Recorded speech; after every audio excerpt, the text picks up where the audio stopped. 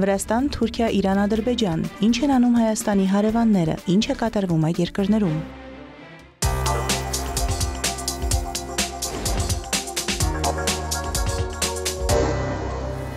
Վրաստանի կառավարությունը մշակում է երկրի երկարաժամկետ զարգացման ռազմավարություն։ Վարչապետ Իրակլի Կոբախիձեն նախարարների կաբինետի անդամների եւ Թբիլիսիի քաղաքապետի հետ քննարկել է փաստաթղթի հիմնական ուղղությունները։ Վրաստանի կառավարության ղեկավարը նշել է, որ ռազմավարությունը կլինի ուղեցույց, որի իրականացումը կապահովի երկրի հետևողական եւ կայուն զարգացումն առաջիկա տարիներին։ Համապատասխանաբար կարևոր է որոշել առաջնահերթ ոլորտները, կոնկրետ նպատակներն ու խնդիրները։ Ռազմավարությունը կկենտրոնանա կրթության, առողջապահության, տնտեսության եւ սոցիալական զարգացման հարցերի վրա։ Յուրաքանչյուր ոլորտում որոշվում են այն նպատակները, որոնց երկիրը պետք է հասնի առաջիկա տարիներին։ Փաստաթղթի վրա աշխատանքը կիրականացվի ինտենսիվորեն եւ այն կներկայացվի հանրությանը մոտ ապագայում, ասվում է կառավարության աշխատակազմի հայտարարության մեջ։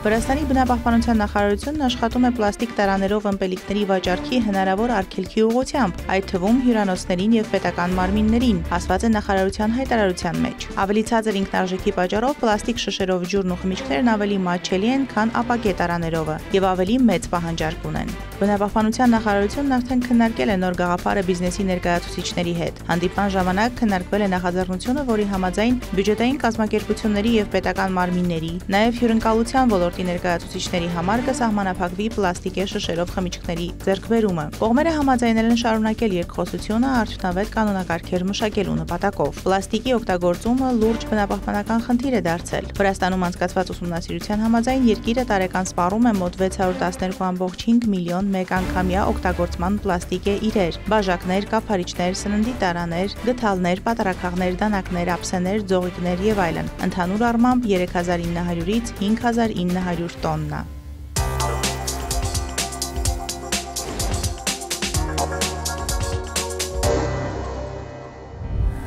Հայաստանի հետ մեր հարաբերությունների կարգավորման գործընթացն ընթանում է Ադրբեջանի հետ սերտ համակարգմամբ, հայտարարել է Թուրքիայի նախագահ Ռեջեփ Թայիփ Էրդողանը Բաքվից վերադառնալուց հետո լրագրողների հարցերին պատասխանելիս։ Էրդողանը գոհունակություն է հայտնել ընթացող գործընթացների առնչությամբ։ Խաղաղության քամիներ են փչում եւ Թուրքիան ողջունում է դա։ Հայաստանի հետ հարաբերությունների կարգավորման գործընթացում ընթանում ենք Ադրբեջանի հետ համաժամանակյա, ասել է նա։ Էրդողանը հավելել է, որ Անկարան պատերազմի հենց սկզբից սատարել է Բաքվին։ Նա նաեւ ընդգծել է, որ տարածաշրջանում հակամարտության ավարտից հետո խաղաղության եւ զարգացման միտումներն ամրապնդվում են։ Եթե Ադրբեջանը համաձայնություն տա, ապա հնարավոր կլինի կազմակերպել Թուրքիայի, Ադրբեջանի եւ Հայաստանի տրանսպորտի նախարարների եռակողմ հանդիպում, հայտարարել է Թուրքիայի տրանսպորտի եւ ենթակառուցվածքների նախարար Աբդուլ Քադիր Ուրալօղլուն։ Ըստ նրա, եռակողմ հանդիպման անցկացումն ամբողջովին կախված է Ադրբեջանի դիրքորոշումից։ Մենք հաճախ ենք հանդիպում Ադրբեջանի թվային զարգացման եւ տրանսպորտի նախարար Ռաշադ Նաբիևի հետ։ Մի քանի հանդիպում էլ ունեցել ենք Հայաստանի տրանսպորտի նախարարի հետ։ Եռակողմ հանդիպումը հնարավոր է միայն Ադրբեջանի համաձայնության դեպքում։ Եթե այն տրվի, մենք լիովին պատրաստ ենք, քանի որ Ադրբեջանի դիրքորոշումը մեզ համար մեծ նշանակություն ունի։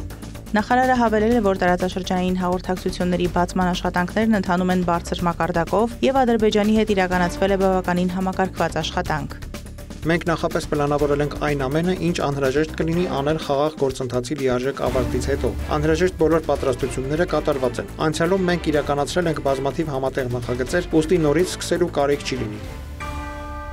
Իսրայելի կառավարության մամուլի խոսնակ Շոշ Բեդրոսյանը հայտարարել է, որ թուրք զինվորներ չեն տեղակայվի Գազայում միջազգային բազմազգ ուժերի կազմում, որոնք պետք է փոխարինեն Իսրայելի պաշտպանության բանակին։ Հիշեցնենք, որ Միացյալ Նահանգների նախագահ Դոնալդ Թրամփի երկամյա պատերազմը դադարեցնելու ծրագիրը նախատեսում է ժամանակավոր միջազգային կայունացման ուժերի ստեղծում, որոնք աստիճանաբար իրենց վրա կվերցնեն Գազայի անվտանգության ապահովումը։ Ուժերը դեռ չեն ստեղծվել եւ շատ երկրներ ցանկանում են մանդատ ստանալ ՄԱԿ-ի անվտանգության խորհրդից։ Միացյալ Նահանգների փոխնախագահ Ջեյ Դի հոկտեմբերին հայտարարել էր, որ Անկարան կարող է կառուցողական դեր խաղալ, սակայն Վաշինգտոնը ոչինչ չի պարտադրի Իսրայելին, երբ խոսքը վերաբերում է նրա տարածքում օտարերկրյա զորքերին։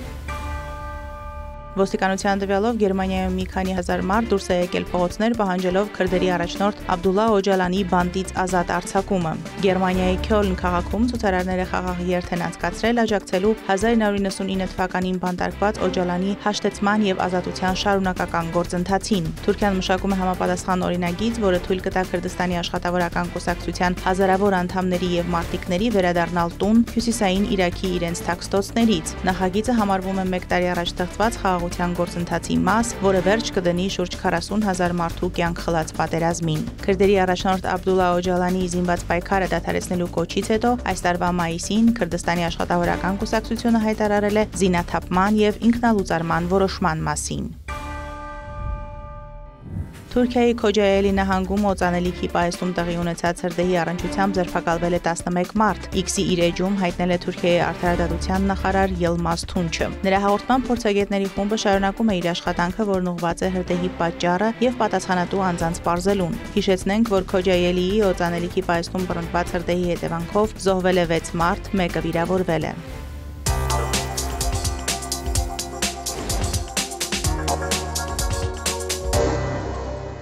Մասուդ Փեզեշքյանը հայտարարել է, որ Թեհրանը ձգտում է խաղաղության, բայց Իրանին հնարավոր չի ստիպել հրաժարվել իր միջուկային եւ հրթիռային ծրագրերից։ Մենք պատրաստ ենք բանակցություններ վարել, բայց ոչ այն դեպքում, եթե նրանք հարցականի տակ դնեն միջուկային գիտություն ունենալու կամ հրթիռներով պաշտպանվելու մեր իրավունքները, սպառնալով ռմբակոծել մեզ։ Ավելի վաղ Միացյալ Նահանգների նախագահ Դոնալդ Թրամփը հայտարարել էր, որ Իրանը խնդրել է չեղարկել երկրի դեմ Միացյալ Նահանգների պատժամիջոցները։ Իրանը բազմիցս մերժել է իր պաշտպանական կարողությունների, այդ թվում հրթիռային ծրագրի շուրջ բանակցությունների հնարավորությունը եւ իր տարածքում ուրանի հարստացումից հրաժարվելու գաղափարը։ Մենք ուզում ենք ապրել այս աշխարհում խաղաղության եւ անվտանգության մեջ, բայց առանց նվաստացման։ Նրանք զենք են մատակարարում Իսրայելին, մինչդեռ մեզ ասում են, որ պաշտպանության համար հրթիռներ չունենանք, ապա ռմբակոծում են մեզ, երբ ցանկանան։ Թեհրանը եւ Վաշինգտոնը միջուկային բանակցությունների 5 փուլ են անցկացրել մինչև հունիսին Իրանի եւ Իսրայելի միջև 12-օրյա պատերազմը։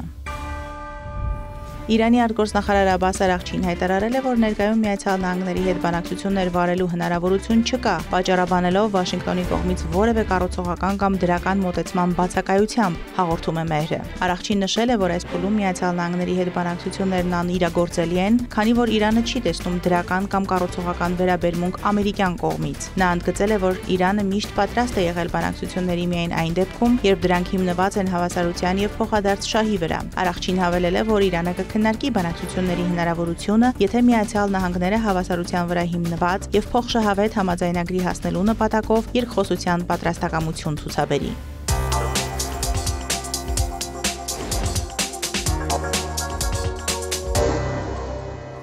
Չինաստանը զբաղեցնում է 4-րդ տեղը Ադրբեջանի առաջատար առևտրային գործընկերների շարքում։ Այս մասին չինական լրատվամիջոցներից մեկին ասել է Ադրբեջանի փոխվարչապետ Շահին Մուստաֆայևը։ Այս տարվա առաջին 9 ամիսներին մեր երկրների միջև առևտրաշրջանառությունը հասել է 3.4 միլիարդ դոլարի, ինչը 28%-ով ավելի է 2024 թվականի նույն ժամանակահատվածի համեմատ։ Այս թվերը ցույց են տալիս երկու երկրի միջև տնտեսական եւ առևտրային գործակցության շարունակական խորացումը եւ մատնանշում են հետագա զարգացման զգալի ներուժ, ընդգծել է Մուստաֆայևը։ Չինաստանի միջազգային ներմուծման 8-րդ ցուցահանդեսին մասնակցած փոխվարչապետը նշել է այդ հարթակի կարևորությունն ադրբեջանական ընկերությունների համար։ Մուստաֆայևն ասել է, որ ցուցահանդեսին մասնակցությունը թույլ է տալիս ադրբեջանցի ձեռնարկատերերին մանրակրկիտ ուսումնասիրելու չինացի սպառողների նախասիրությունները եւ շուկայի ներկայիս միտումները, ստեղծելով իդեալական պայմաններ չինական շուկայի առանձնահատկություններին հարմարվելու համար։